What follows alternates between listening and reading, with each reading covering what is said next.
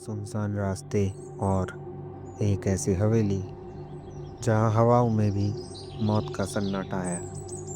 जब पुरखों के पाप सामने आते हैं तो भगवान भी साथ छोड़ देते हैं। तैयार हो जाइए एक ऐसी डरावनी कहानी के लिए जो आपकी रूह को कँपा देगी। दुनिया के लिए दिल्ली रोशनियों का शहर है, लेकिन विजय के लिए ये अब एक अंधेरा बन चुका था। कभी करोड़ों का कारोबार करने वाला विजय आज एक एक पैसों के लिए मोहताज था। कर्जदारों की धमकियां अब उसके घर के दरवाजे तक पहुंच चुकी थी। विजय को अपने पिता की बातें याद आईं। उन्होंने एक पुश्तैनी हवेली का जिक्र किया था। विजय ने सोचा यही मौका है कर्जदारों से बचने का और अपने परिवार, पत्नी सुमित्रा और 16 साल के बेटे आर्यन और 10 साल की बेटी महक को सुरक्षित करने का। उसने उसी रात फैसला किया, सुमित्रा, सारा ज़रूरी सामान पैक कर लो, हम आज ही यहाँ से निकल रहे हैं, हम अपने गांव जाएंगे। विजय ने जोश में कहा। उसने अपने दोस्त की एक पुरानी वैन ली और अंधेरी रात में अपने सफ़र पर निकल गया। जैसे ही वैन ने उत्तराखंड की पहाड़ियों में कदम रखा, माहौल बदलने लगा। जीपीएस ने काम करना बंद कर दिया और मोबाइल नेटवर्क गायब हो गया। रक्त कुंज गांव के रास्ते में इतना घना सुनसान था कि ऐसा लगता था वो एक अलग ही दुनिया में आ गए हैं और वो वक्त को पीछे छोड़ रहे हैं। गांव के नाके पर उन्हें एक बुजुर्ग आदमी मिला। विजय का चेहरा देखते ही उसके हाथ से मशाल छूटने लगी। तुम पंडित विश्वनाथ के वंश हो बेटा, लौट जाओ, वो हवेली शापित है, वो अभी भी इंतजार कर रहा है, बुजुर्ग ने डरते हुए कहा। लेकिन विजय ने उन बातों को अंधविश्वास समझकर नज़रअंदाज कर दिया। उसे सिर्फ अपना परिवार बचाना था क्योंकि वो एक बाप था।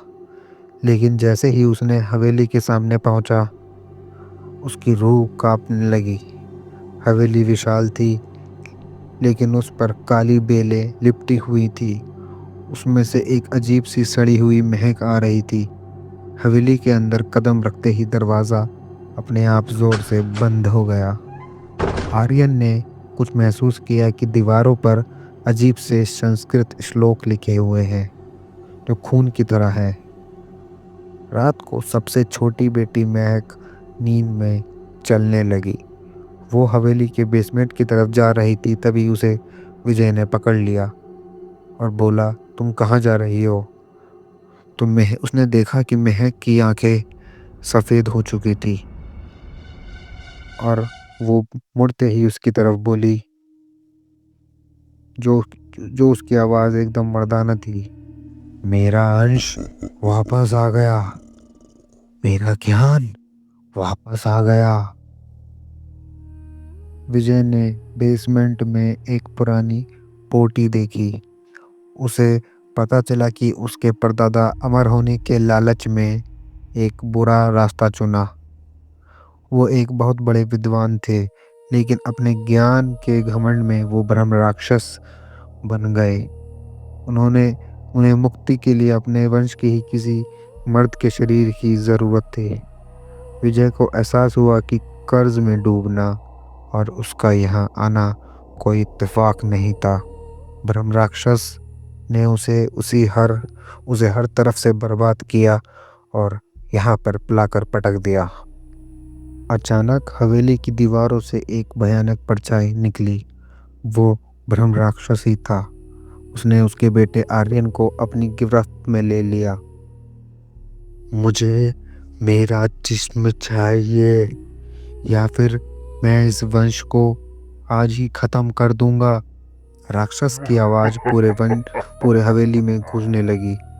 विजय एक बाप था। वो अपने बच्चे को मरते हुए नहीं देख सकता था।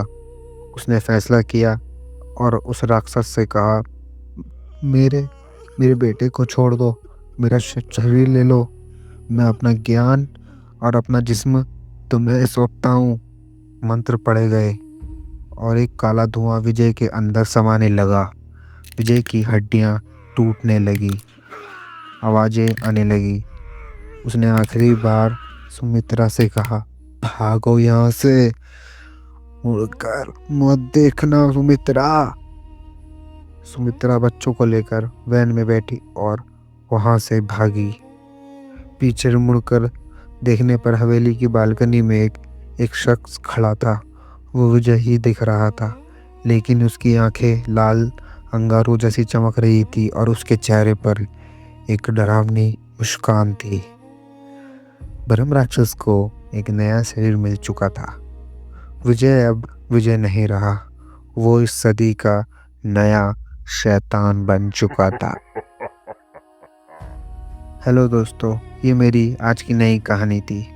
अगर आपको ये कहानी अच्छी लगी हो तो प्लीज़ कमेंट में ज़रूर बताइए, और बताइए आपको ये कहानी का कौन सा पार्ट अच्छा लगा। और अगर आप इस कहानी को अच्छा लाइक करते हैं तो मैं इसका सेकंड पार्ट भी ज़रूर लाऊंगा। और इसमें एम करते हैं 500 लाइक्स की, है ना। 500 लाइक्स करते हैं प्लीज़। मैंने अभी भी चैनल शुरू करा, प्लीज़ यार सपोर्ट करो यार।